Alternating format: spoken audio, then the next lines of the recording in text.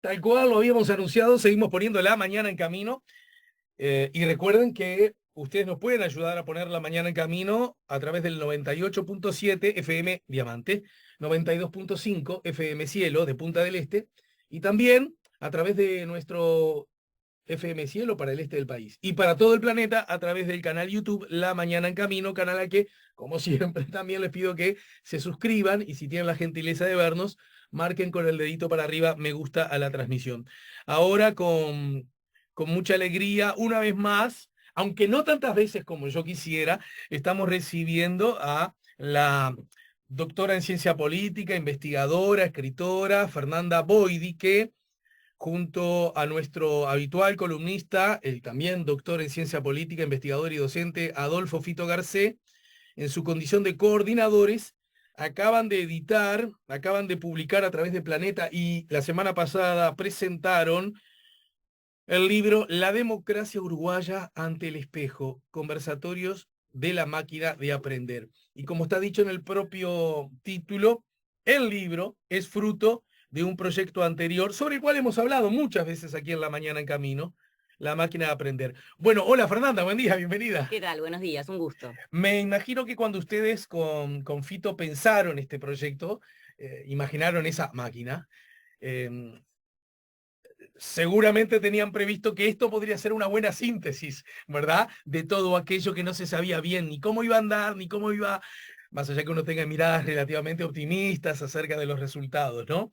Y ahora que la ilusión se transformó en realidad, hay un objeto, hay un libro y acá ya está el material que empezará a recorrer sus propias vidas, y que además acaba de ser presentado, ¿cuáles son las primeras consideraciones que te diría que hasta subjetivamente te ganan, Estamos, diríamos. estamos muy contentos y aliviados, ¿no? De Sí, ponerle aliviado. también cierre, por lo menos a este ciclo de la máquina de aprender, porque siempre hay temas y cuestiones para seguir debatiendo y aprendiendo. Y la verdad que ha sido un camino de varios meses, un año y medio casi, y muy intenso, un trabajo muy intenso que involucró a muchas partes. Esto que surgió como una idea en conversaciones con los amigos, con los colegas de la Fundación Konrad Adenauer, que termina, como vos bien decís, plasmado en este libro, pero que en el recorrido implicó colaborar con un montón de instituciones del país que nos alojaron, que ofrecieron sus ámbitos para los foros, con un montón de académicos, expertos en diferentes temas que o produjeron piezas especiales para este libro o se acercaron a comentarlas también en los foros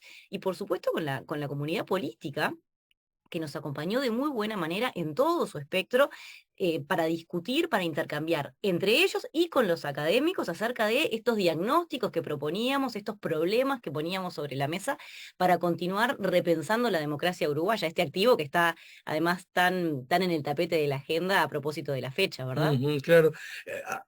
Vos lo dijiste un poco, porque yo imagino que una vez que recibís los insumos, los aportes, las miradas, que a su vez se enlazan con otros insumos, con otros aportes y que en otras miradas sobre cada tema hay, que las asesorías parlamentarias, que las redes sociales, que la participación política de la mujer, bueno, que los gobiernos llamados subnacionales, y además el mecanismo de la urgente consideración, yo imagino que cuando lo ves acá escrito, esta plataforma, este contenido, justamente se transforma en plataforma para seguir reabordándolos, por un Sí, lado. sí. Y después me imagino que también se deben plantear el montón de temas a considerar en una máquina de aprender que por necesidad de ponerle límite a las cosas quedaron fuera de. Sí, es un sí rotundo a estas dos consideraciones que acabas de hacer.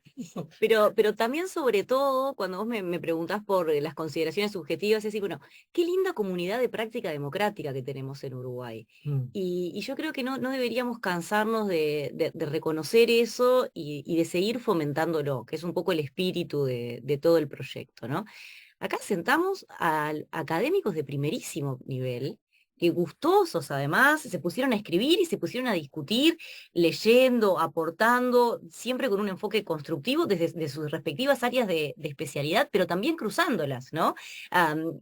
Los expertos que trabajaron con nosotros para las cuestiones que tenían que ver, por ejemplo, con asesorías parlamentarias o la cuestión más institucional, también participaron activamente de los foros sobre representación política de la mujer, por ejemplo, o estaban pendientes, entonces se generó también como un grupo muy lindo de trabajo.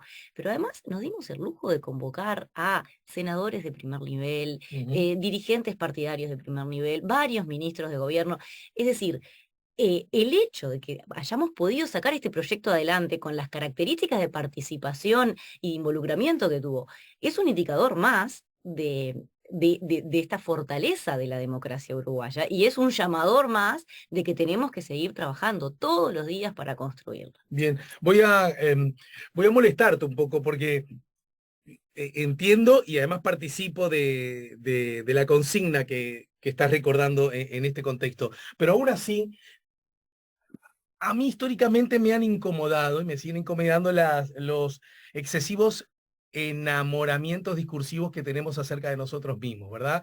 Esa pedantería implícita que sobrevive en ese mar de elogios que nos hace creer que somos tan distintos, tan poquita cosa. Decimos que somos poquita cosa para en el fondo decir que somos muchita cosa. ¿Hasta ahí podríamos coincidir? Coincidimos. Bien, perfecto. Entonces sabemos los dos de qué estamos hablando.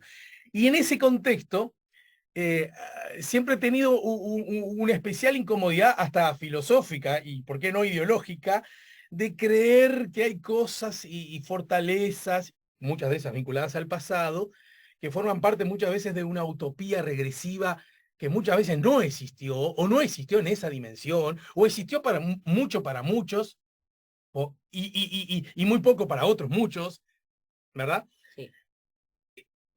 Voy a cuestionarte eso. Esa condición, esa, esa característica, ese perfil que reúne la comunidad en general, la comunidad política en particular, esos vasos comunicantes entre la academia, la política, los comunicadores, que también están en este libro. Bueno, muchas veces además algunos pisan más de una baldosa a la vez. Los actores políticos propiamente dicho, ¿por qué reúnen esa excepcionalidad de la que no dudo que vos señalás? Y para decírtelo de forma bien, para que nadie quede afuera de esta charla, ¿qué cosas ocurren a la hora de pensar la máquina de aprender aquí en Uruguay con relativa naturalidad que sería imposible o muy difícil que ocurrieran en otras latitudes? Fernanda. Bien, es una pregunta para otro libro. Dale, me llamas para eso. Podemos pensarlo. Hay, como todas las cuestiones complejas, no hay una única causa, ¿sí? Tendríamos que sentar a debatirlo y debatirlo de un modo interdisciplinario, ¿no? No solo desde los politólogos, sino que hablar hasta con médicos, nutricionistas, psicólogos, la disciplina que te imagines. Pero, para ir a la pregunta, tenemos instituciones sólidas, ¿sí?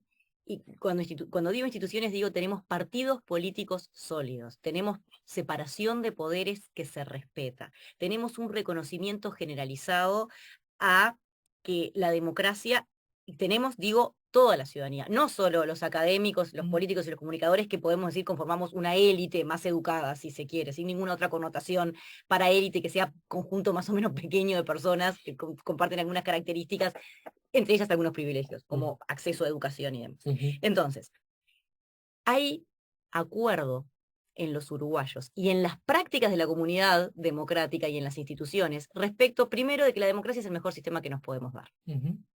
Charlábamos fuera de micrófonos. Yo trabajo para un proyecto que hace encuestas de opinión pública en todo el continente. Los resultados para este año en particular son desoladores. Digamos, siempre supimos, con esto también de sacarnos un poco lustre, que como lo muestran todos los proyectos comparativos, cuyos datos son más o menos disponibles a nivel público, los uruguayos sobresalimos en la media de la región. En la tabla de posiciones solemos estar arriba, en este plan. En apoyo a la democracia, en confianza en las instituciones políticas, en preferencia por la democracia como el mejor sistema de gobierno, en satisfacción con el funcionamiento de la democracia, que no siempre esas cosas pueden ir de la mano. Hay muchos países de la región donde la gente una proporción importante dice, bueno, la democracia es el mejor sistema que nos podemos dar, pero se muestran muy insatisfechos con el modo en que la democracia funciona en su propio país. Entendido. Eso no pasa en Uruguay. Arriba del 85% de los uruguayos creen que la democracia es el mejor sistema y un porcentaje parecido está muy satisfecho con cómo funciona. Entonces, lo dice Fito en uno de los textos, lo decimos juntos en la introducción, la democracia se volvió nuestra religión laica. ¿Qué es lo que nos identifica? ¿Qué somos los uruguayos? ¿Sí? Bueno, somos defensores de la democracia.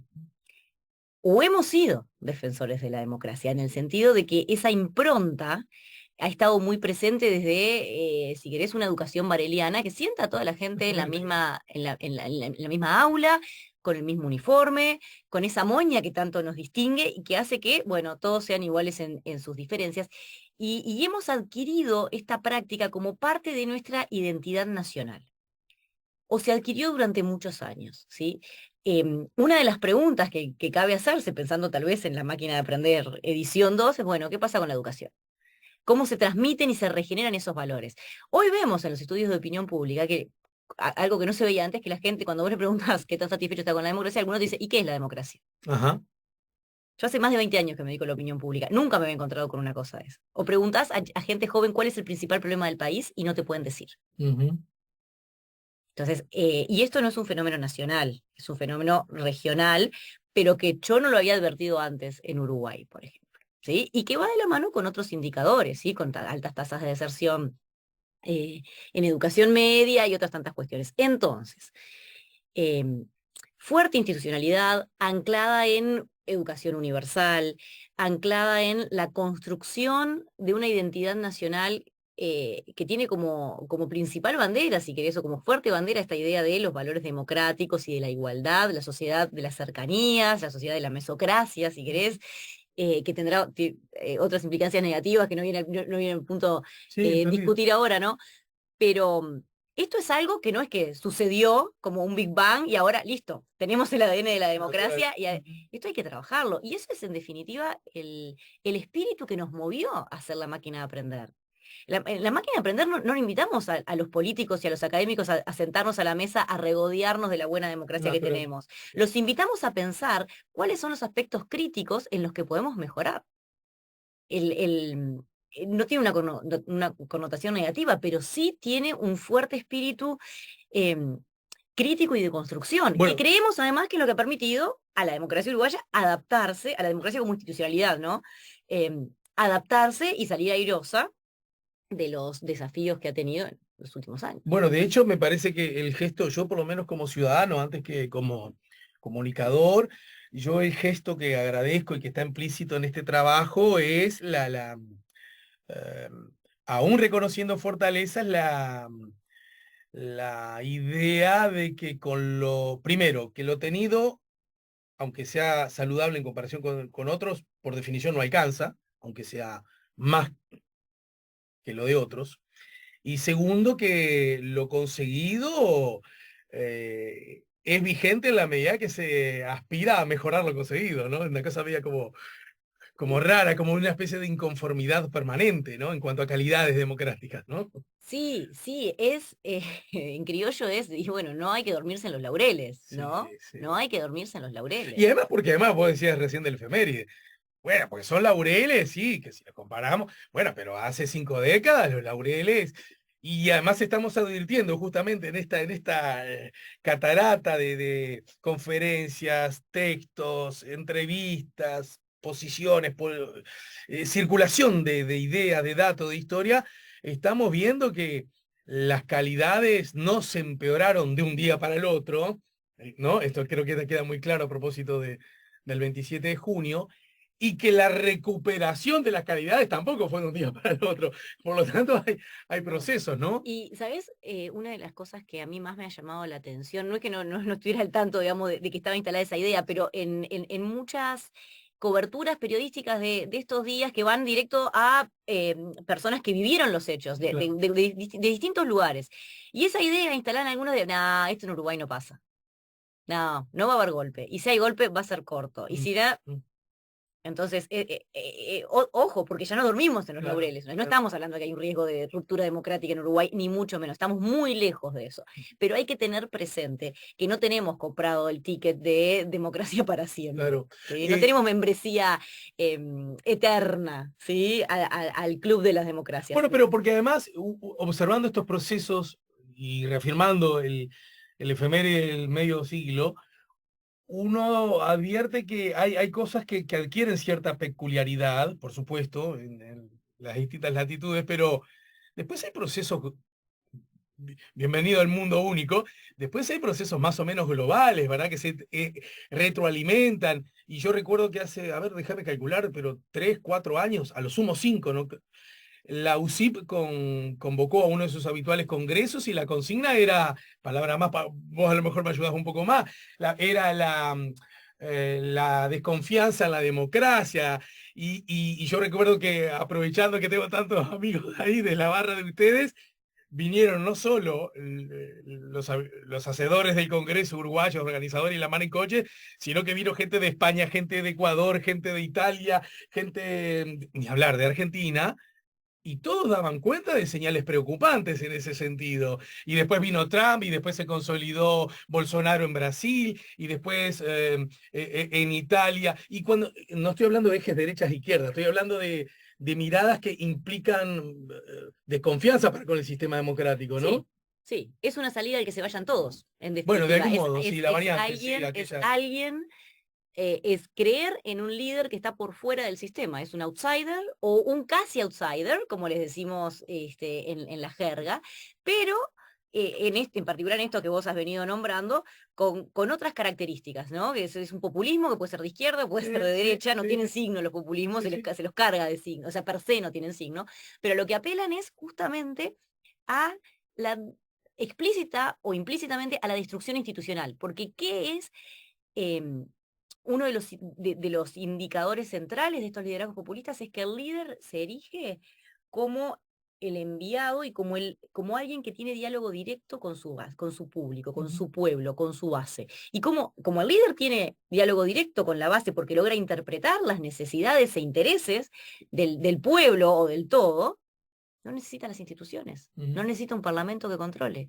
no necesita un poder judicial Pero, que ejerza su rol. Y eso, digamos, eso es de manual. Hay pero Fernanda, décadas, decenas de colegas y décadas de años de estudio en esto, pero ¿no? lo interesante y lo curioso es que ese que viene, o eso que viene de afuera, goza de potencial mayor prestigio, porque viene de afuera. Es Sí, rarísimo. Es sí, decir, que el tipo diga, o la mujer, sí. ¿no? Eh, o ese grupito, diga, nosotros estamos en condiciones de ser mejores que esto, porque nosotros venimos de afuera, cosa que no ocurre en ninguna, casi en ninguna otra área del conocimiento acumulado. Nadie diría, che, yo no sé de Peñarol, ¿no? Pero está pasando un mal momento Peñarol. Peñarol está pasando un mal momento. Y traigamos jugadores que nunca hayan jugado al fútbol, que nunca se hayan preparado. Diríamos lo contrario. El cirujano, ahora que nos pasó la pandemia, a nadie se le ocurriría traer gente que no maneje el conocimiento científico o médicos que nunca hayan estudiado para. No, pero sucede, es correcto la analogía, me parece que vos presentás. Pero ¿qué sucede? Ante muchos ciudadanos, la clase política, o la casta, como le gusta decirle a Milei, acá del otro lado Sí, del sí, sí, charco, sí. es toda la misma. Sobre todo cuando vos ya tuviste rotación en el poder, Ujú. ¿no? Cuando todos los partidos o todos los partidos mayores que hoy están en el poder ya lo ejercieron. Ahí se vuelve mucho más sexy, si querés, para los Sí, ciudadanos que no tienen identidades partidarias, que son su mayoría, que no les interesa la política, que no siguen los acontecimientos. ¿Qué tengo que perder? claro. La idea de qué tengo que perder. Está bien, está bien, está Em, bien. no todos los ciudadanos son como nosotros que estamos charlando acá, No, ni como claro. los escuchas del programa. Hay un porcentaje muy grande de gente que le da lo mismo, que no sabe quiénes son sus representantes, quiénes son sus diputados, no sabe para qué están, para qué hacen. Entonces, lo que ve es cada tanto, acá y en todos lados, una noticia, y que tampoco tiene por qué tener un interés en la Naturalmente, política. No, naturalmente. no hay una de. No, no, porque además muchos tal vez no recibieron como ese componente tan fuerte que durante muchos años hubo educación cívica y demás. Entonces, da lo mismo. Y si el ciudadano percibe que hay políticos corruptos o que hay políticos que no satisfacen sus necesidades. ¿Por qué no probar algo diferente? Es que ahí está la ¿Qué clave tengo que perder? que da origen a este libro, me permito sugerir o entender, porque en la medida, en la medida que el sistema político, o estoy repitiendo cosas que ustedes, los expertos, han estudiado antes que yo, así que no hay el más mínimo mérito. Pero hay dos asuntos sobre los cuales, por ejemplo, uno de ellos enseña Chile, tus colegas y compatriotas nuestros, Luna, Rosenblatt, han sido bastante, creo que han estudiado bastante, ¿no? Tengo el honor de que participan bastante en este programa, señalando, ojo cuando el sistema político y los partidos, que vos los mencionaste como una fortaleza del Uruguay, pierden vasos comunicantes con la gente. Primera de las principales. Y otra cosa que recuerdo que mi amigo el Fito señala históricamente, y si bien los que participamos del sistema tenemos que aceptar las reglas y las leyes del juego, ojo con empezar a parecernos demasiado entre nosotros, generando la idea, es así, De que todo es lo servida en mismo. bandeja, de que todo es lo mismo, que todos son todos iguales y lo único que les interesa es su bienestar o su bien pasar, ¿verdad? Necesita la gente ver, en el marco del sistema, ver diferencias expuestas, ¿no? O Sí. no, eso es más discutible. No, yo creo que es compartible. Uruguay en este sentido ofrece algunas garantías institucionales que tienen que ver con las regulaciones que nos hemos dado. Acá no puede haber candidatos por fuera de los partidos. Claro, Podés venir y fundarte tu partido, sí, claro. pero Bueno, pero tenés que jugar adentro del sistema. de hecho, es una Ya sucedió, novedad sí, que tenemos el más caso Cabildo creo fragmentación. que es bien fuerte, Bueno, ¿no? y primero, claro, el Cabildo porque es más reciente y tiene un mayor peso electoral y por tanto en escaños, pero también el Partido de la Gente anteriormente, ¿verdad? O sea, Ujú. vos podés, pero tenés que jugar adentro del sistema. Entendido. El sistema electoral, y ahí vamos hasta Sí, sí. ¿no? Los sistemas de cómo elegimos a los diputados y a los senadores, cómo los partidos construyen las listas, digamos, cada uno de estos Y temas es un programa en sí mismo. sí, Ahora, sí. todos esos incentivos juegan como fuerza de fortaleza del sistema. Hay, veamos, miremos Perú, miremos Brasil. Cualquiera va, se funda su Pero partido, es un justamente, payaso de candidato, literalmente tenés un payaso de candidato, y si vos tenés distritos uninominales donde solo gana uno y entonces la política es más personalizada, hay distintos tipos de incentivos, ¿verdad? Y acá todos los incentivos juegan a favor de la institucionalidad. está bien eso, que parece tan chico o tan natural y sin embargo es determinante. Primero, no podés ser candidato si no estás en el marco de un partido. Y si fuiste candidato de un partido, no puede ser por el otro en el mismo periodo. Pero además otra cosa que está buenísima es, y vos no podés presentarte como partido a una elección sin presentar un candidato. Fíjate el caso de Brasil, ¿no? Esta idea de que con el impeachment, más allá de la cuestión presuntamente legal y todo eso, era obvio que ahí la calidad democrática estaba de algún modo distorsionada, con la idea de que, bueno, yo te apoyé para esta, y a la media hora me salgo de esa responsabilidad, ¿no? Como decir, como que no me siento atado con la realidad, que es una cosa que fragiliza el vínculo con la vida Bueno, cotidiana. porque salvo los partidos más grandes y tradicionales de Brasil, en muchos de los partidos brasileños, como muchos de los partidos A ver, políticos de otros países de la región donde hay tanta fluidez en el sistema, sí. son etiquetas vacías. Acá no son etiquetas Sí, vacías los casi como partidos. marcas, digamos, Eh, como cajas que vos le pones adentro cosas. no tienen nada. A veces no tienen ni programa. Sí. A veces un candidato. Eh, entonces, los partidos, por más que están, digo, también en Sí, sí. Uruguay son de las instituciones que reciben menos confianza y demás, son componentes claves, porque son, por definición, pero además en Uruguay funcionan así, el nexo entre el gobierno y los ciudadanos, entre la élite y los ciudadanos. Y en Uruguay, los representantes, estoy pensando en los diputados, pero también los senadores, tienen que caminarla. Tienen que ir a su base electoral, tienen que ir a su distrito de origen, tienen que estar. O sea, ¿por qué aceptamos Bien. los diputados estén acá y estén en Tacuarembó? Y porque si son diputados por Tacuarembó, Ah, tienen que estar en el territorio, tienen que venir a Montevideo a traer las propuestas para servir a su constituency, a su base electoral en Tacuarembó. Y porque el Parlamento funciona acá y porque tenemos además un único Parlamento nacional, no cabría otra cosa con las dimensiones de nuestro país.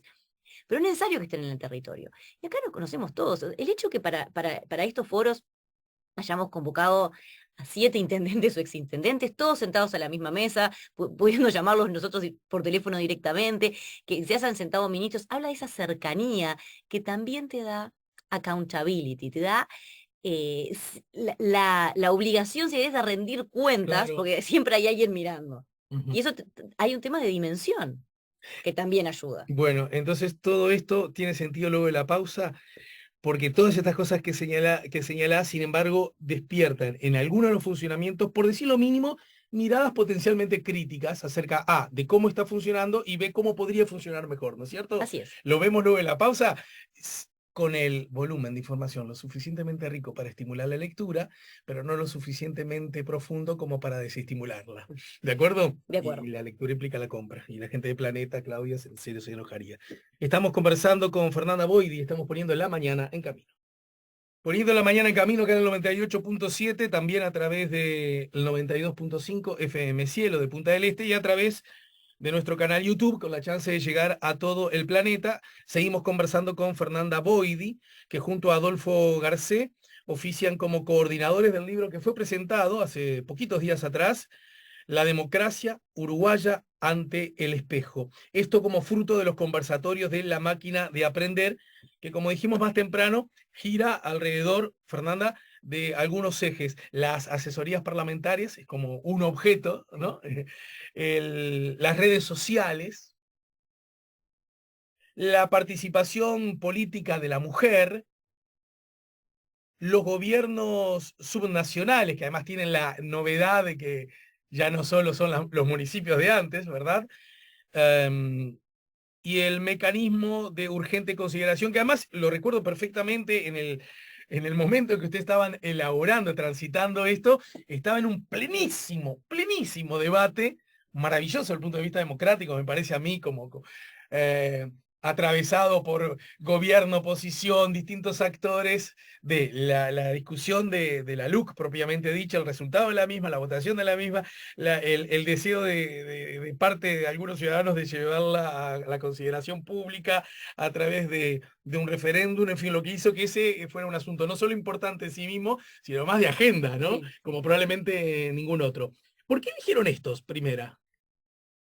Y no, como decíamos más temprano, seguramente 20 o 30 que también se Sí, podrían abordar. hay otros, ¿no? Hay otros que son también muy importantes. Elegimos estos, a ver, probablemente el que no hubiese estado en agenda si no estaba toda la cuestión vinculada a la ley de urgente consideración de este gobierno es este último, los Claro. mecanismos de urgente consideración. Pero estos son temas que son muy importantes para la ciencia política, además, ¿no? Y que no están solo en debate em, acá, o que o que digamos, no estamos reinventando la rueda con Claro, nada de esto. claro. Pero además son algunos temas, estos en particular, que no son siempre mirados como potencialmente problemáticos. O Claro. sea, ¿qué pasa con las asesorías parlamentarias? Tenemos un parlamento precioso, ¿no? Un edificio excelente, un clima armónico de convivencia entre las distintas bancadas. Esto es digno de destacar. Pero, eh, ¿qué pasa con la calidad de las leyes que produce nuestro parlamento? ¿Y qué pasa con las herramientas con las que cuentan nuestros representantes para producir leyes de calidad? Y ahí empezamos, y ahí sabemos además, porque hay un equipo grande de estudios legislativos en el Instituto de Ciencia Política, liderado por Daniel Chaschetti, pero también apoyado por muchos otros colegas. Bueno, sabemos que hay cuestiones que pueden empezar a hacer agua. Entonces, ¿qué hicimos? Bueno, le encomendamos a Daniel Chaschetti, que es probablemente la persona que más sabe del funcionamiento legislativo Ujú, del Uruguay en ujú. Uruguay, que nos hizo un diagnóstico. ¿Sí? De cómo funcionan las asesorías y de cómo y qué aspectos podrían mejorar. Pero además, para levantar la mirada, convocamos a una persona del Servicio Congresional de los Estados Unidos, que es una institución en sí misma, que se dedica de modo no partidario, ¿sí? Es como una biblioteca amplia, un centro de investigación amplio, que sirve a los representantes nacionales en los Estados Unidos con la información que puedan necesitar. ¿Para qué? Para que se tengan un insumo para producir Claro, política. claro. O sea, no tenemos nada parecido acá. Ajá. Y Y además convocamos para a evitar alguien. la idea de que siempre hay que empezar de cero, ¿no? Me imagino No, que claro. les debe ser muy útil en ese sentido. Ya, vea, esto ya fue discutido, ya usarlo por lo menos como insumo, ¿no? Así lo hacen de este modo. Entonces los invitamos para que nos contaran cómo funcionaba eso. Y alguien también del Parlamento alemán para contar su experiencia, en este caso sí ya desde las bancadas, desde la asesoría bancadas partidizadas. Y fue muy interesante porque algunas de las instancias de las que discutimos se podrían haber aplicado inmediatamente.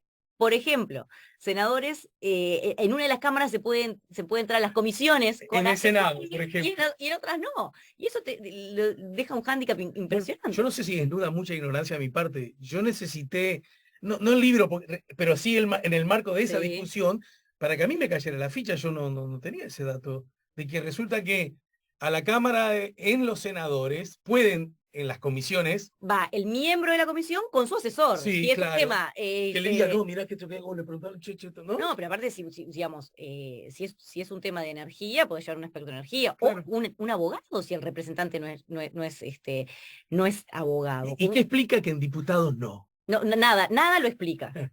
Es más, Pará, en su momento Frati se rascó la cabeza y dijo, bueno, che, esto lo tenemos que hacer. Eso, claro, porque era Este, el presidente en Era aquel el momento. presidente en su momento, hicimos el foro inaugural, el primer foro de la máquina de aprender, fue un foro precioso, lo hicimos en el Parlamento y nos acompañó.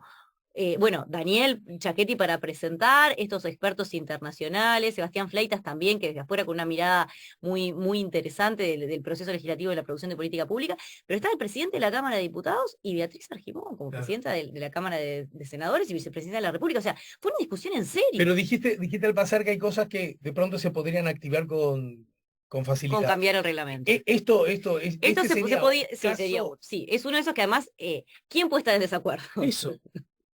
No, pero además, repito, ¿quién puede estar en desacuerdo en que no lo hagamos acá y que lo sigamos haciendo allá?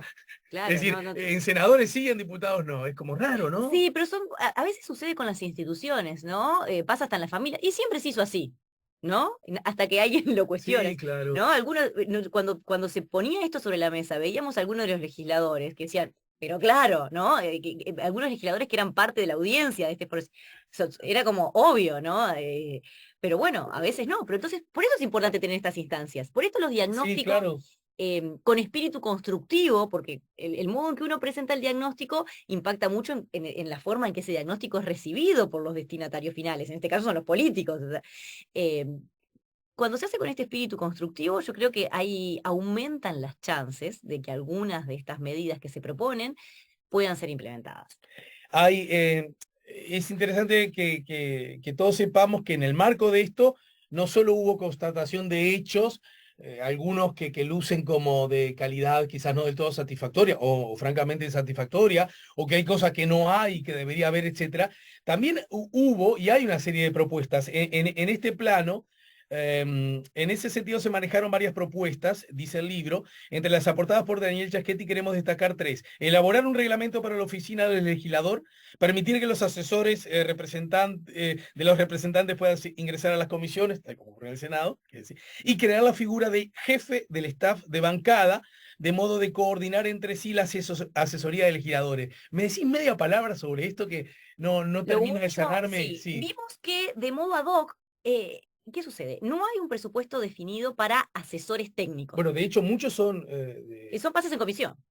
en algunos, y otras veces son gauchadas, que viene un tipo y Bueno, te dice, bueno, sí, dale, me caes bien o te voto y te asesoro, pero es entonces como es una cosa más precario, rara, es un ¿no? equilibrio precario y si es una gauchada, vos podés exigir hasta cierto nivel. O sea, Sí, este reporte es una porquería. Bueno, qué lástima, es una sí, porquería, pero me lo hizo de onda, claro, lo obvio, tomo, obvio. digámoslo. Eh, entonces, por ejemplo, pasó en el Partido Colorado, pero pasó más claramente para prepararse para digamos, la crítica o el combate o el posicionamiento frente a la ley de urgente consideración, que se coordinó acciones dentro de la bancada. Entonces, ¿qué decían? Bueno, los legisladores del frente, ¿sí? Del Frente Amplio. Bueno, precisamos acá un economista, un abogado y alguien especializado en cuestiones constitucionales. Hicieron como un pool entre los distintos legisladores y ofreciendo sus propios asesores y los pusieron a trabajar en conjunto para la bancada.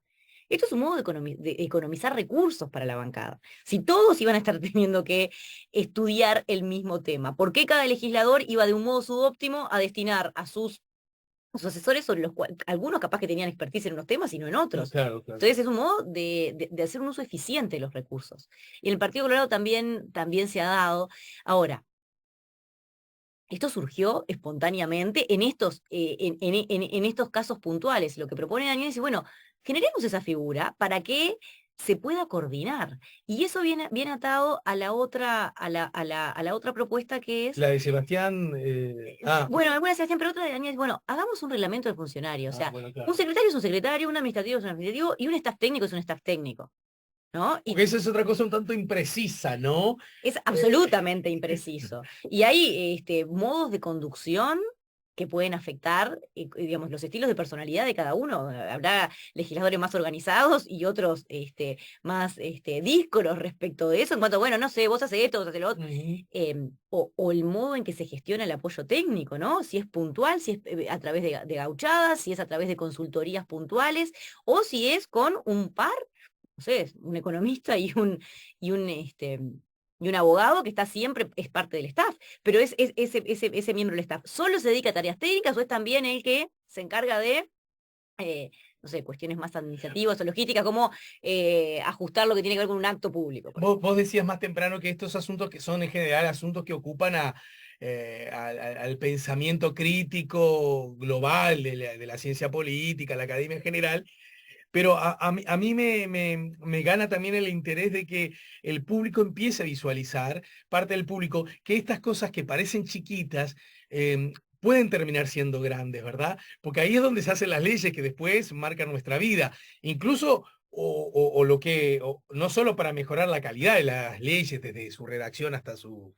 efectiva aplicación, sino porque de pronto hay cosas que no se puedan estar pasando nosotros como ciudadanos, que los ciudadanos no tenemos la obligación de decir, la solución a esto que me pasa debería ser esta, pero expertos y profesionales en la materia sí están obligados a, ¿no es cierto?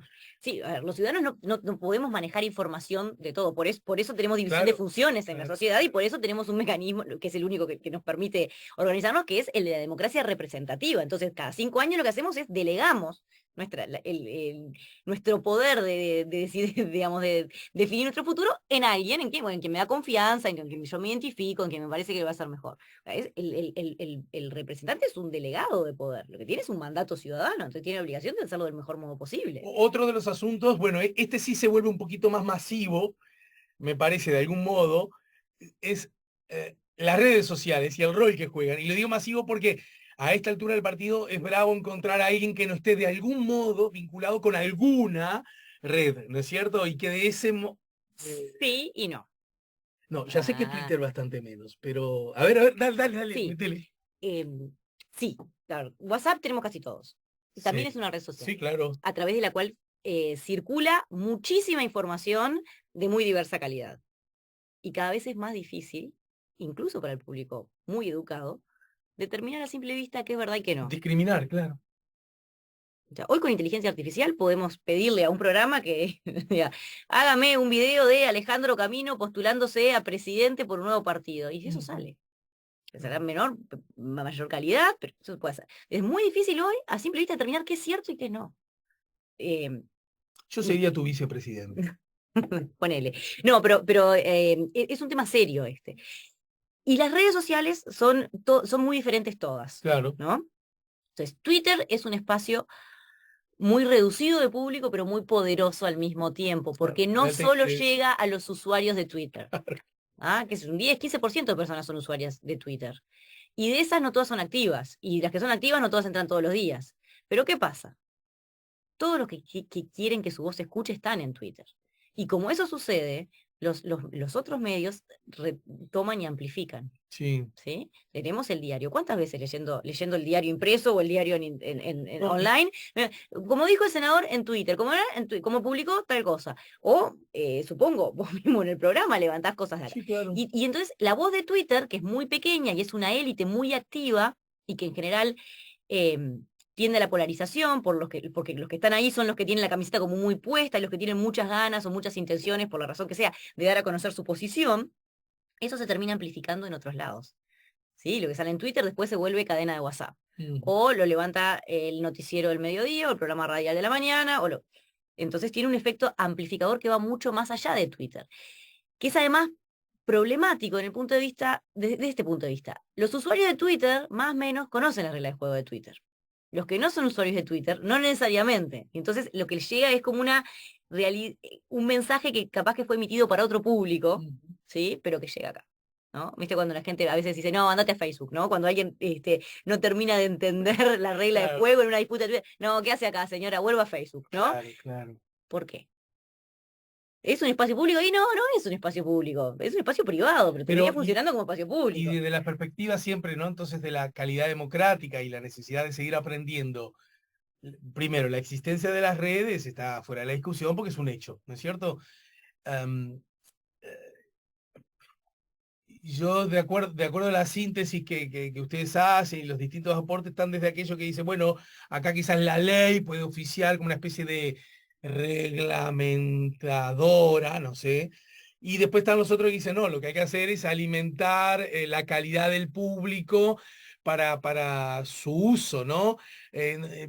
¿Por dónde Y pasarían las claves? las dos Y cosas otra cosa, probablemente. Boidi, que te pregunto, seguramente cosas que le pasan a Uruguay por definición primera y primaria, ya le están pasando a otros y puede ser que desde mucho antes y en mucha mayor dimensión. Que cómo lo han resuelto, si es que lo han resuelto otros en otros sitios del mundo.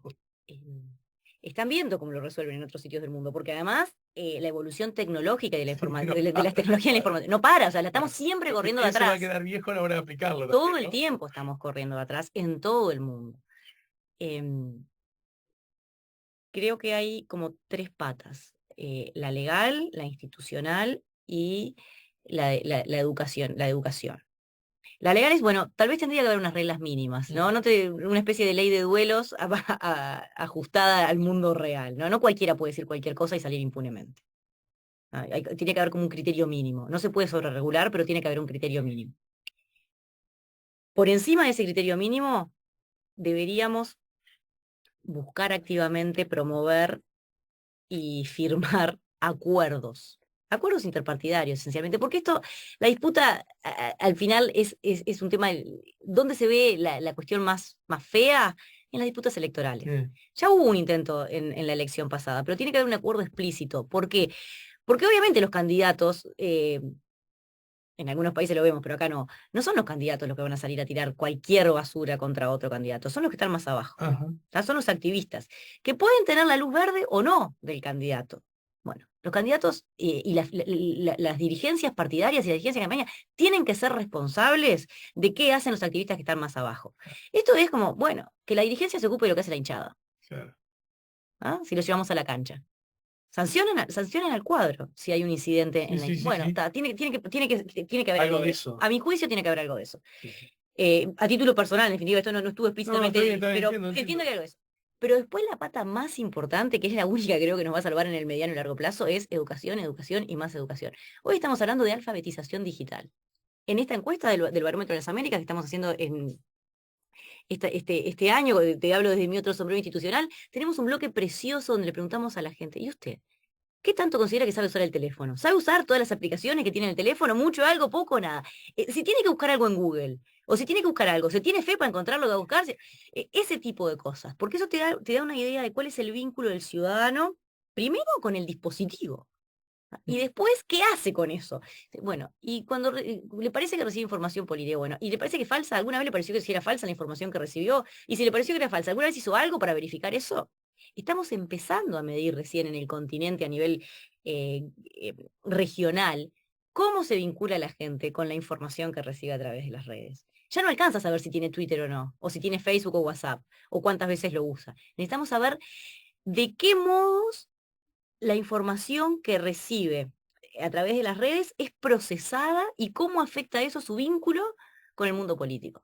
Y eso es un desafío precioso, enorme, pero es tan lindo como grande. Hablando de la mirada condescendiente que nosotros tenemos acerca de nosotros mismos, o entusiasta, uno de los aspectos que luce contradiciendo esa mirada, Fernanda, es justamente la participación política de la mujer, ¿no? Es decir, Uruguay puede sacar pecho objetivamente acerca de cosas que hizo primero que muchos, incluso primero que muchos en el planeta, y que las hizo relativamente bien, ¿verdad? Sí, sí. Ahora, hay otras cosas que las hace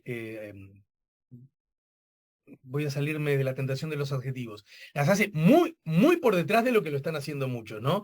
Yo, bueno, acá está señalando, se señala en el libro la participación política de la mujer. Yo pido humildemente como ciudadano y también un poco como amigo que para la próxima máquina de aprender se incluya el voto de los ciudadanos en el exterior, otra circunstancia Está en que, carpeta, está en carpeta. bueno, me alegro, que Uruguay luce como una... Yo tengo mi opinión sobre el asunto, por supuesto, pero sí lo que no se puede ocultar es que es una rarísima excepción en el mundo, ¿verdad? Bueno, pero digo para cosas que pasan en el mundo que nosotros nos queremos tan vanguardia, en la mujer Uruguay luce problemas, ¿verdad? ¿Expresa problemas o no tanto? De acuerdo a cualquier indicador internacional que, digamos, que mire la participación política de la mujer, Uruguay no ocupa el mismo puesto Claro. que ocupan en indicadores globales, por ejemplo, de democracia. Esto lo decía con toda claridad Magdalena Furtado de ONU Mujeres. Decía, bueno, sí, somos los primeros, los segundos, el top 3, pero cuando desagregamos y vemos qué pasa con las mujeres, el No, y en democracia plenas en Uruguay está en un grupito muy muy selecto selecto. de una veintena de países, ¿no? Cuando miramos qué pasa con las mujeres, Sin la embargo, cuestión es otra.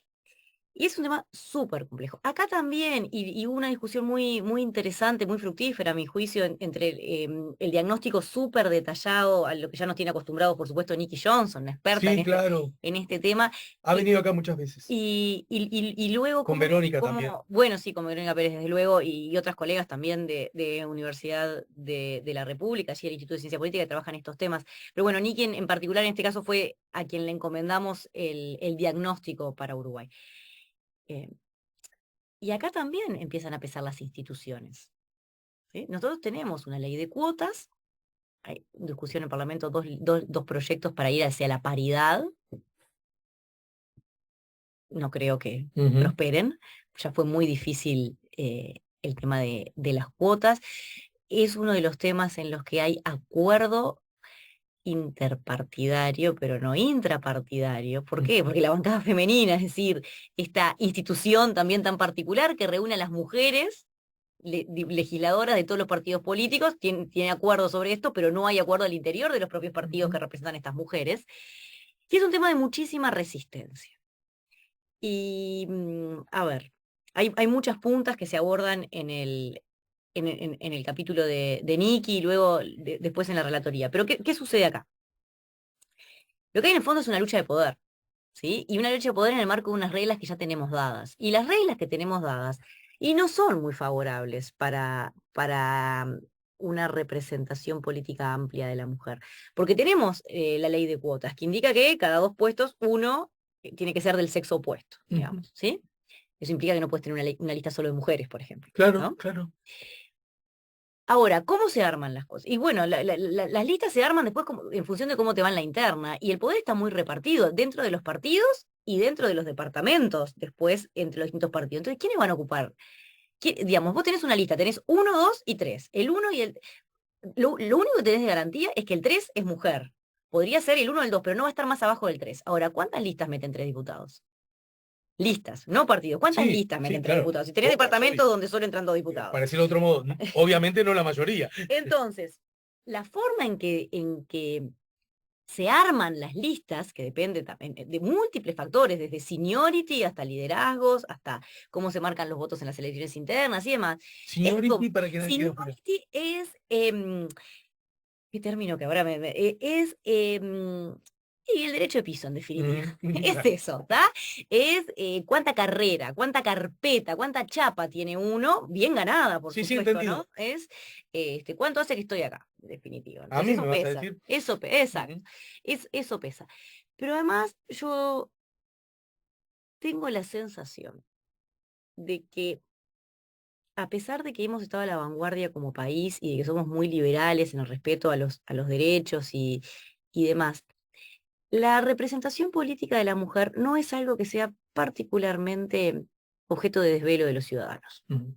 Si no, tendríamos más mujeres ocupando cargos. Es tan simple como eso. O sea, no creo, hay mucha conciencia de respeto a los derechos de las mujeres, hay mucho activismo por eso, pero no creo que eso logre cruzar el eje de la representación partidaria. En definitiva, Lo que quiero decir es que para los ciudadanos, o para el conjunto de los ciudadanos, incluyendo a parte importante de las mujeres, es más importante la representación que le ofrece su partido, cualquiera sea el candidato, que la identificación de género. Eso es una hipótesis Entendido, a entendido. explorar. Yo creo que tiene mucho que ver con eso. Que la representación partidaria es tan fuerte que la representación de género queda subsumida a eso. Claro, quizás el problema que conlleva esa mirada es generar una especie de falsa y contradicción, ¿no? Quiero decir, porque de ese modo, o entre comillas, obligarías a alguien que se siente muy identificado con la mayor participación de mujeres en la política, puede ser una mujer, pero también puede ser un varón, de verse obligado a que vote a alguien de un encuadre ideológico, político muy distinto, solo porque se trata de una Pero, mujer, ¿no? o no necesariamente, pensá una interna partidaria con un candidato hombre y un candidato mujer. Ajá, claro, sí. No, no, la has sabido. Y ahí no, no estás a kilómetros de separación del espectro Sí, ideológico, sí. estás hablando del mismo partido. Me acuerdo que una vez, no es una, pero forma parte de esa lógica, ahora me la hiciste recordar, para una elección departamental, el Frente Amplio presentó como candidatos a la intendencia a Daniel Martínez, que en definitiva ganó, y las otras dos candidatas del Frente Amplio, pueden posicionarse hasta tres, según la norma vigente, eran dos mujeres, Lucía Topolansky y la actual directora de salud de la intendencia, en nombre del PVP, ¿verdad? Y yo recuerdo que entrevisté a Lucía aquí y a propósito de otra figura política femenina con la que había tenido unas diferencias bastante explícitas, ella señalaba, pero resulta contradictorio, ella que es tan femenina, de las tres candidatos dos somos mujeres y apoya al varón. Eso Porque la identidad de género no es el único determinante del voto. Claro, Y claro, claro. probablemente, y a Bueno. las pruebas me remito de todos los resultados electorales que hemos tenido, no es el más importante.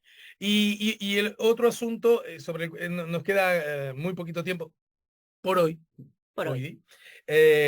Y además tengo el plan de ir abordando tema a tema con los hacedores, además en particular. Ya Buenísimo. tengo, bueno, Chasquetti viene siempre y el pelado Cardarello también, así que por ahí ya ya lo tenemos armado. Pero Nicky Johnson viene muy seguido también. Me gustaría hacer en los últimos 5 minutos que nos quedan consideraciones a propósito de los gobiernos subnacionales. ¿Verdad? Yo el otro día estaba en una reunión en la que estoy teniendo un estudio y había en general como un consenso bastante grande acerca, y te das cuenta que ahora con los alcaldes, la plata que se va, y no, y yo levantado, y mucha era gente del interior, donde ahí el desarrollo de los gobiernos subnacionales parece haber adquirido una dimensión distinta, ¿no?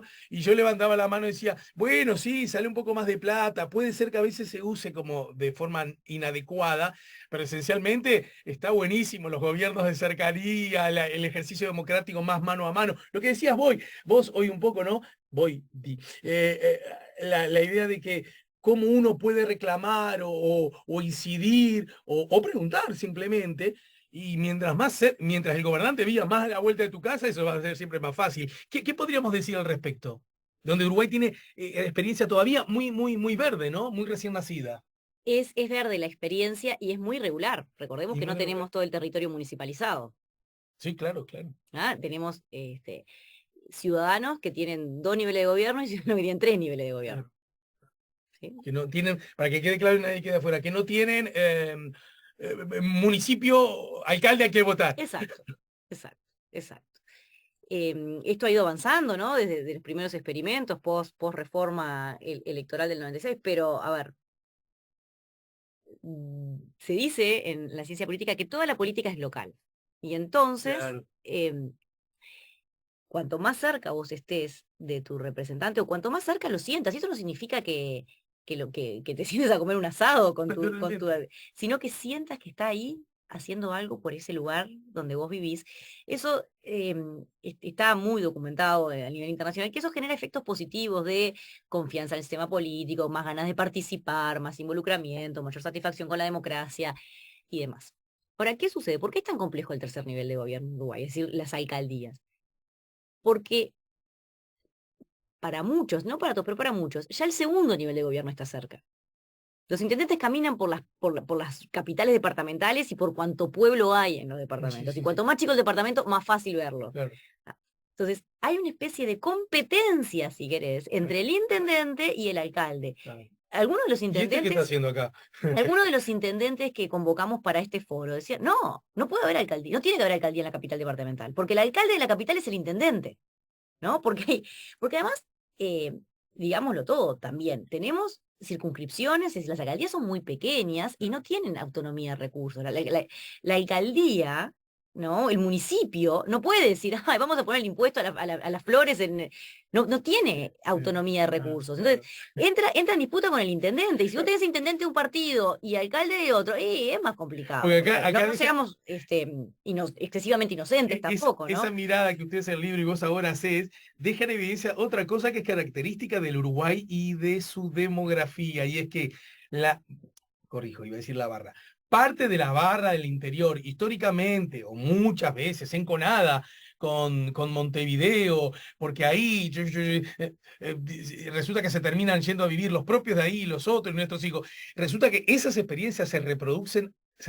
casi a la perfección y a veces más en los propios departamentos con relación a las capitales departamentales, ¿no? Sí. Eh, y eso también, claro, y después quedan unos pobladitos ahí con muy poca gente, que vos decís, ¿y esta gente cómo va a tener autonomía de qué? ¿Autogobierno de qué? Como que cuesta admitirlo, ¿no? Pero además hay otra pregunta que es el ¿para qué? ¿Para qué? Sabemos que, Es necesario. pero más allá de eso, el ciudadano sabe para qué le va a servir un alcalde. ¿En qué le beneficia tener un alcalde que a priori, yo entiendo que sí beneficia, pero lo que digo es, No, no entiendo lo que decís, el claro. ciudadano se lo puede preguntar. Yo hace algunos meses participé en una discusión preciosa, porque en el lugar donde yo vivo, que pertenece al municipio de Canelones, pero es un municipio muy grande, ¿y cuál era el problema del municipio de Canelones? Era la ciudad de Canelones y una zona aledaña rural muy, muy grande, de características muy diferentes. Y se vivió toda una discusión entre vecinos de distintas zonas, a ver si generar un nuevo municipio, está en eso la discusión. Bueno, ¿y qué hacíamos, no? Las distintas zonas que querían pertenecer al municipio de Canelones o pertenecer a un nuevo municipio eminentemente rural, en Juanicó. Y la discusión pasaba por ejes legítimos, porque cada uno piensa lo que piensa, que no tienen nada que ver con cómo funciona la repartición de poder a nivel local. O sea, ¿para qué sirve un municipio? ¿En qué me puede beneficiar ser miembro de un municipio rural versus ser miembro de un municipio urbano? Afloran las identidades también. Yo no quiero pertenecer allá porque yo soy otra cosa. Claro. Entonces, Sí. Montevideo está municipalizado. La gente no te dice vivo en el municipio CH. No, bueno, entre otras cosas porque implica realidades inmensamente distintas, ¿no? En muchos casos, ¿verdad? Y hablando de Montevideo, el oeste, la situación del Montevideo rural, que de pronto tiene, ahora no me acuerdo de memoria, pero no sé si incluye también el corazón de la Teja, por decirlo algo, que luce como muy distinto a lo que puede implicar allá a la vuelta donde vive Mujica. Claro, entonces es muy complejo y yo no sé si estamos preparados para eso a todo nivel, a nivel de prerrogativas constitucionales que le otorguen a los, o administrativas, si querés, incluso, que le suelten un poco la piola a los municipios para que puedan tener mayor autonomía presupuestal y de acción. No sé si estamos preparados para un nuevo nivel de disputa política por el territorio, porque en definitiva es eso. ¿Sí? Y disputa entre intendentes y alcaldes. Esto funciona divino cuando son todos el mismo partido, pero si no, agregás un nivel más de complejidad. Y después tenés el tema de la otra representatividad, que es la representatividad legislativa en los departamentos, que son las juntas. Nosotros tenemos 19 legislativos departamentales. Son poderes legislativos departamentales. Sí. No los vemos como tales y no los dotamos como tales. Son honorarios. Sí, es otra Son honorarios. inmensa contradicción a propósito de las calidades, ¿no?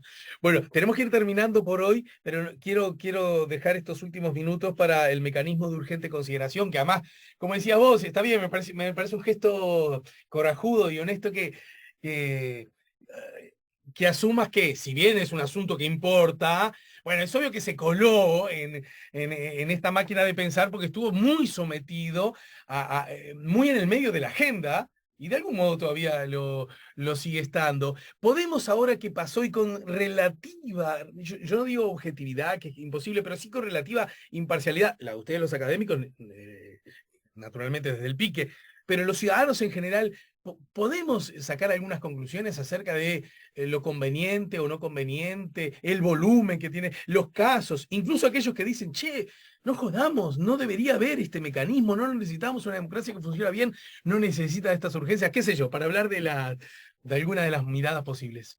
La verdad que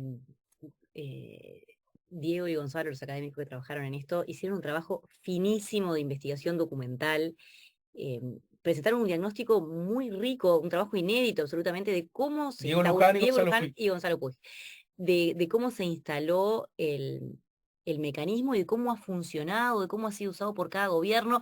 Es un artículo muy denso desde el punto de vista de la información, pero muy ameno de Claro, leer y muy de llevar ameno. de la mano sobre cómo es esto. Y la verdad que la invitación a todos a los interesados en este tema, ¿verdad? A leerlo porque es muy iluminador. Y ahí vemos que no es nuevo, que ha sido usado por todos los gobiernos democráticos, post dictadura, que ha sido usado de distinto modo y con distinta intensidad en la variación de temas, en la cantidad de leyes. Sí, la última ley, la ley de urgente consideración, desde la última vez que se usó el mecanismo, ¿no? En el gobierno del actual, del presidente de la calle Pou, fue la vez que fue la ley más abarcativa en cuanto a temas y en cuanto a artículos, pero una discusión muy interesante que Mucho más, ¿no? mucho más, sí, están los números, sí, Sí, sí, sí. en cuanto a artículos sobre todo, en cuanto a temas hubo alguna de muchos temas también. Pero sí, en cuanto a artículos es incontestable la, la El diferencia, salto. sí. Ahora, quedó planteado en los debates, que además fue el debate sobre el mecanismo de urgente consideración. A propósito, lo corrimos de la ley de urgente consideración y sucedió una vez que había terminado todo, porque no queríamos contaminar el debate sobre el mecanismo con el debate sustantivo sobre la ley.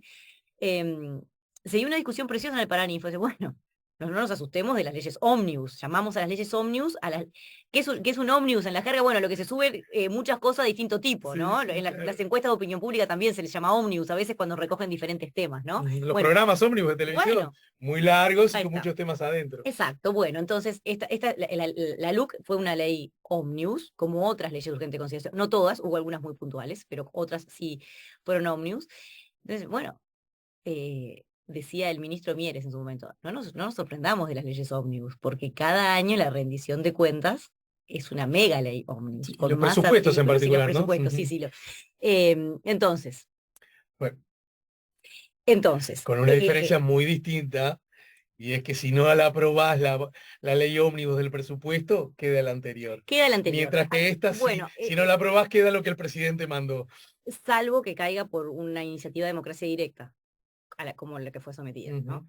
Entonces, hay una discusión muy interesante sobre, ¿es necesario este mecanismo? No estamos de acuerdo todos los académicos. Sí, sí, sí, No lo sé. estamos de acuerdo todos los académicos, y de hecho no, ni siquiera estamos de acuerdo con nosotros mismos respecto de la posición con la que empezamos a abordar el tema, que es buenísimo eso, es buenísimo, porque Claro decís, que bueno, sí. el intercambio rinde su fruto, Claro, ¿no? obvio. Entonces algunos decían, no, esto bajo ninguna negociación. Bueno, yo no sé. Yo creo, a título personal otra vez, que en el caso del presidente de la calle Pou, era la ficha que tenía para jugarse para poder garantizar las políticas públicas centrales de su gobierno. ¿Por qué? Porque todos sabemos, es un gobierno de coalición. ¿Sí? Entonces, esa fue su gran apuesta y era parte del acuerdo electoral con todos los miembros de la coalición. Hemos visto durante todo el periodo que no todos los socios de la coalición apoyaron igualmente o volvía todas las medidas, porque y han sido muy leales todos los socios, Sí, incluyendo a Cabildo Abierto, que había muchas suspicacias sobre cómo se iba a comportar. Dentro del acuerdo todo, fuera del acuerdo, veremos, sí. ¿no? Bueno, justamente esta decisión última con relación al ministro del Interior Ok, pero ha sido un socio. reivindica que lo acordado no se estaba planteando. o- No, en esa misma dirección, Exacto, es o sea, decir, ha sido como muy, hijo del acuerdo. ha sido muy fiel a lo acordado. Entonces, en ese sentido, eh, fue un mecanismo de Ujú. gobernabilidad. O sea, fue un mecanismo que usó para la gobernabilidad. Sí, podemos discutir, y Tenías el deberíamos acuerdo para que discutir. necesitas un ómnibus. Bueno, porque la coalición es una coalición electoral y sabemos lo que pasa con las coaliciones electorales. Tienden a disolverse o a funcionar de menor modo a medida que se acerca el próximo periodo electoral. Entonces, lo que se garantizaba ahí el presidente es, bueno, esto es porque hay dos niveles de compromiso acá, ¿no? Uno es hacia el Parlamento. Bueno, sí, suena razonable que una ley tan grande es imposible de discutir, de debatir y desmenuzar en los tiempos que establece Claro, el claro. mecanismo urgente de consideración. Ese es En uno de los medio de una- argumentos de más peso en contra del uso excesivo del mecanismo. en medio de una pandemia. ¿Cuál es el otro argumento? El argumento de accountabilidad electoral. Claro. Yo prometí esto en mi programa. Bien. Yo le dije a los ciudadanos que Perfecto. iba a hacer esto. este es el mecanismo que yo encuentro para cumplir con mi palabra. Y entonces, Perfecto. Es más, voy en ese aspecto subrayo el aporte y ese mismo, misma síntesis que haces vos, por algo el presidente hace algo que creo que no sé si tiene antecedentes en la historia del Uruguay.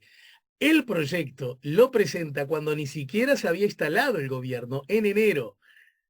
Cuando lo da a conocer es en enero o los primeros días de febrero, antes de asumir, generando, para mi gusto, generando la idea a su base propia electoral más dura, la idea de que, ven, esto es lo que yo quise hacer. Y si no me salió, no fue por mí, sino porque mis socios de pronto no me dejaron. Ya no la oposición que tuvo poca sí, sí, incidencia, sí, ¿no? sí, sí. Pero en la línea de lo que vos decís, yo tengo derecho a ir para adelante con esto que le prometí al público, ¿no? Y es bien complejo porque ahí es legal y está dentro de la Constitución. Sí, absolutamente, Sí. absolutamente. Lo que tenemos que discutir es, bueno, ¿le ponemos algún tipo de límite a esto para evitar una ley ómnibus de 2000 artículos? ¿No de 400? Eh, ponemos algunos plazos, ponemos límites a los temas, eso está abierto. Pero yo creo que es bien importante quedarnos con el mensaje que hay, ¿cómo decirlo? Hay compromisos encontrados, hay trade-offs, hay tensiones acá. Entendido. Compromisos encontrados, eso es buenísimo, buenísimo. Lo que pasa es que en algún momento habrá que resolver ante compromisos encontrados, ante pulseada, ante puja legítima, eh, ¿qué herramienta usar? ¿La que fragiliza o la que menos fragiliza la calidad Sin democrática? duda. ¿Y sobre qué temas? Sobre qué temas, hay temas que necesitan una discusión amplia porque tienen que ser política de Estado, Claro. ¿sí? ¿Y en qué momentos? ¿Por qué no desglosarlo de repente? Claro. Che, yo uso, a todos ustedes los uso para aprender y la verdad que fuiste una verdadera máquina de enseñar. Muchas gracias. Eh, Conversatorios de la máquina de aprender. No, y lo bueno de esto, acá quedó creo bien claro, es que nada queda cerrado, Nada queda cerrado. todo queda presentado. Y esa consigna que me gusta mucho desde la perspectiva artística que el italiano Umberto Eco sugiere y propone en definitiva, la obra artística como una obra abierta, que es en definitiva el espectador o el lector, lo que fuere, quien la termina de cerrar. Y la termina de cerrar de una manera hoy y la terminará de cerrar de otra manera dentro de 2 años, porque todos cambiamos. Este me parece un buen ejercicio en ese sentido. Así que vos sos egresada de la UDELAR, ¿no? ¿No? Yo soy Ah, egresada de la Católica. es De cierto, hecho, ahí conocí a Fito. Fito fue mi profesor hace claro, claro, porque más era de un par de décadas. mucho más veterano que vos, y se nota, es que ha tenido una vida muy dura. Fernanda, gracias, mandale un beso al Fito, y me comprometo ante vos y ante el público, del mismo modo que traté muchos de estos insumos antes de que fuera libro, eh, a seguir abordándolos ahora que están sintetizados en capítulos para seguir ejerciendo el derecho de ser mejores ciudadanos todos. ¿Cómo no? Muchas Gracias otra gracias. vez. La democracia uruguaya ante el espejo es editado por Planeta, conversatorio sobre la máquina de aprender de Fernanda Boidi y Adolfo Elfito Garcés en su condición de coordinadores. Fernanda nos ayudó a poner La Mañana en Camino. No olviden, muchachada, de suscribirse a nuestro canal YouTube La Mañana en Camino. Estamos en el 98.7, también en el 92.5. Estamos en nuestra temporada número 17. La Mañana en Camino. Nos importan las ideas.